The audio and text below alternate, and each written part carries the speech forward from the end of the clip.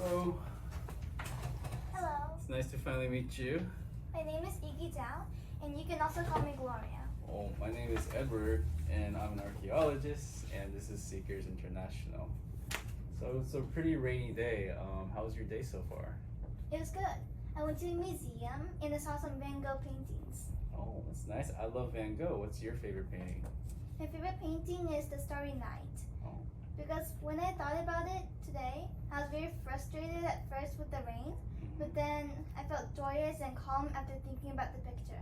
Oh, wow. Well, I hope this interview goes as joyous as the Starry Night.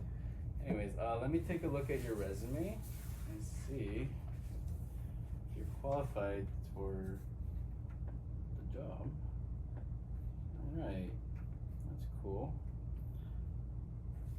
I do have some questions to ask you. So, can you describe to me your college and on-the-job training to becoming an archaeologist?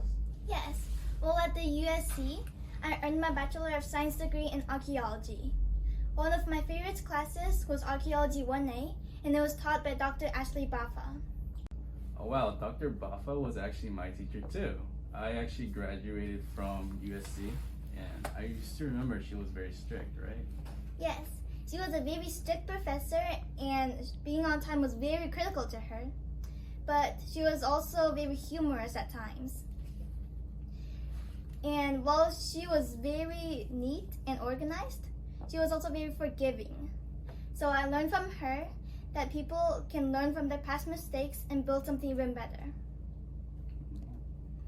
I also went to Harvard University for both my Master of Science and my PhD in geology. There, I was very fortunate to meet Dr. Ryan Otto, and it was her who persuaded me to embrace the challenge of speaking in public. It's a vital skill that archaeologists need during the excavation processes. At my first job, I was a geologist and a field excavator in Turkey at the Cappadocia archaeology site. While there, I honed my skills in writing, photography, and drawing. I jotted down field journals and took photos of the minerals and artifacts we collected.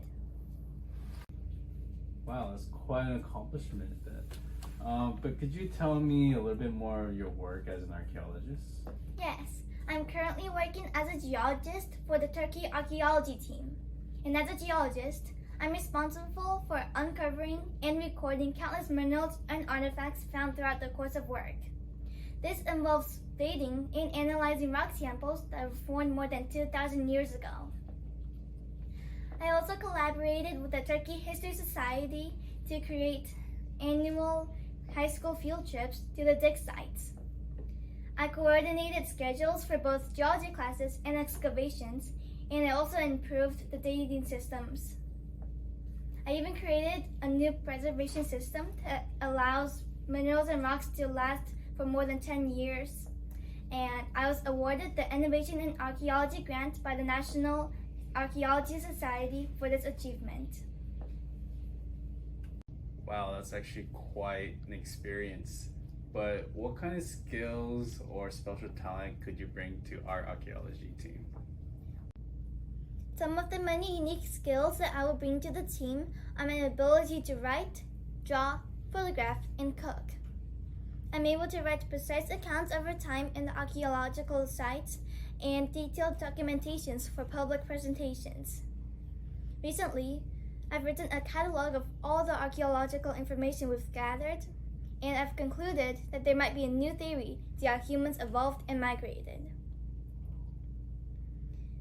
I'm also very skilled in photography and drawing. They are very vital skills that are very important during the excavation process. I'm also a very skilled chef, and I would love to serve the archaeology team with handmade recipes. Well, my team especially loved my soups, and their absolute favorite was the beef noodle soup. Oh, wow. Well, I hope I'll get to try it too. So, what was a challenge that you faced in your last position, and what steps did you take to solve that problem?